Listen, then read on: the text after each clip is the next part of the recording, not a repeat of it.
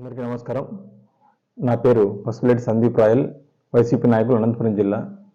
ఆంధ్రప్రదేశ్లో వైఎస్ జగన్మోహన్ రెడ్డి గారి ప్రభుత్వం కులగణన చేస్తుంటే దాన్ని ఓర్వలేక చంద్రబాబు నాయుడు తన అనుచరులైనటువంటి పొలిటికల్ టూరిస్ట్ పవన్ కళ్యాణ్తో లేఖలు విడుదల చేపిస్తున్నాడు. పవన్ కళ్యాణ్, నీకు అసలు సిగ్గు ఉండాలి.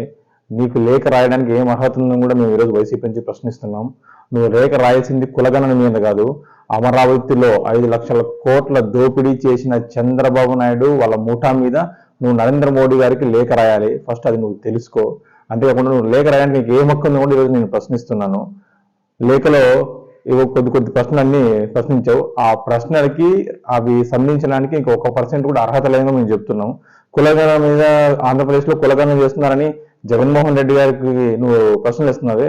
మళ్ళీ నిన్న తెలంగాణలో రేవంత్ రెడ్డి గారు కూడా కులగణన మొదలు పెడతామంటున్నారే, మరి ఆయన మీద నీకు లేఖ రాసే దమ్ము ఉందని కూడా ఈరోజు నేను ప్రశ్నిస్తున్నాను. పవన్ కళ్యాణ్, నీకు సూటిగా నీకు సంబంధించి కొన్ని ప్రశ్నలు అడుగుతున్నాను. నువ్వు మమ్మల్ని ప్రశ్నలు వేసావు కదా, మేము నేను ప్రశ్నలు వేస్తున్నాం, దాన్ని నువ్వు సమాధానం చెప్పు. నీ పార్టీ సిద్ధాంతాల్లో కొన్ని సిద్ధాంతాలు చెప్పావు కదా, వాటి నుంచి నువ్వు స్టాండ్లో నిలబడ్డావా? ఫస్ట్ నీ పార్టీ సంగతి, నీ పార్టీ సిద్ధాంతాల గురించి చెప్పు. అర్థమైందా? తెలుసుకో పవన్ కళ్యాణ్. అంతేకాకుండా కులాల కలిపి ఆలోచన విధానం అన్నావు.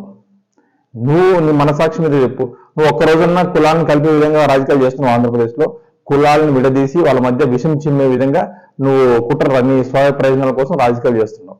అలాగే మతాల ప్రస్తావన లేని రాజకీయం అన్నావు. బీజేపీతో ఉన్నప్పుడేమో ముస్లిం మైనార్టీలని అది కాదు ఇది కాదు అంటావు.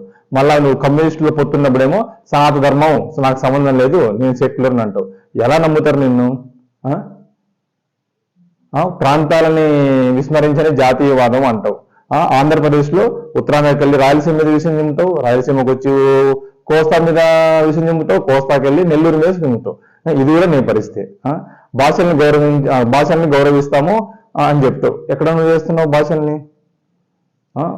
నిరుపేదలకి ఈ ఆంగ్ల విద్యని జగన్మోహన్ రెడ్డి గారు అందిస్తుంటే నువ్వు మాత్రం ఆంగ్ల విద్య వద్దు అంటావు. నీ పిల్లలు, నీ కొడుకు, నీ కూతురు మాత్రం సింగపూర్లో, హైదరాబాద్ ఇంటర్నేషనల్ స్కూల్లో చదవాలి. అంతేనా నీ ఉద్దేశం? అవినీతిపై రాజీ లేని పోరాటం అంటావు. ఒక్కటి చెప్పు. నువ్వు అవినీతిపై రాజీ లేని పోరాటం ఒకటి చెప్పు. చంద్రబాబు నాయుడు రెడ్ హ్యాండెడ్గా అవినీతి చేసి ప్రభుత్వ సొమ్మును కాజేసి జైల్లో పడితే మద్దతు తెలిపిన వ్యక్తి నువ్వు. నీకు ఎక్కడ హక్కు ఉందా? సంస్కృతిని కాపాడే సమాజం అన్నావు. నువ్వేం సంస్కృతి కాపాడావు? నువ్వు ఎప్పుడు నిత్యం రాయలసీమ మీద విషం జుమ్ముతూ రాయలసీమ సంస్కృతిని కించపరుస్తూనే ఉంటావు. కాబట్టి ఫస్ట్ నువ్వు చూసుకో పవన్ కళ్యాణ్. కులగణన గురించి నువ్వు మాట్లాడే అర్హత నీకు లేదు. అంతేకాకుండా ఆంధ్రప్రదేశ్ ప్రజలందరూ తెలుసు, రాజ్యాంగబద్ధంగా ప్రజాస్వామ్యబద్ధంగా ప్రజల కోసం మంచి చేసే వ్యక్తి జగన్మోహన్ రెడ్డి గారు. ఇది ఎటువంటి సందేహం లేదు. నీకు చంద్రబాబు నాయుడుకి భయం పుట్టింది. నువ్వు ఎన్ని లేఖలు రాసినా, నువ్వేం చేసినా ఇక్కడ ఎవరు పట్టించుకునే పరిస్థితి కూడా లేదు కూడా నువ్వు తెలియజేస్తున్నావు. అంతేకాకుండా నువ్వు మళ్ళీ చెప్తున్నావు పవన్ కళ్యాణ్, నువ్వు లేఖ రాయిస్తుంది ప్రజల కోసం మంచిగా చేస్తున్న జగన్మోహన్ రెడ్డి గారి మీద కాదు, ప్రజల్ని మోసం చేసిన అమరావతిలో 5 లక్షల కోట్ల దోపిడీ చేసిన చంద్రబాబు నాయుడు మీద నువ్వు ప్రధానమంత్రికి లేఖ రాసే దమ్ముందని కూడా నేను ప్రశ్నిస్తున్నాను.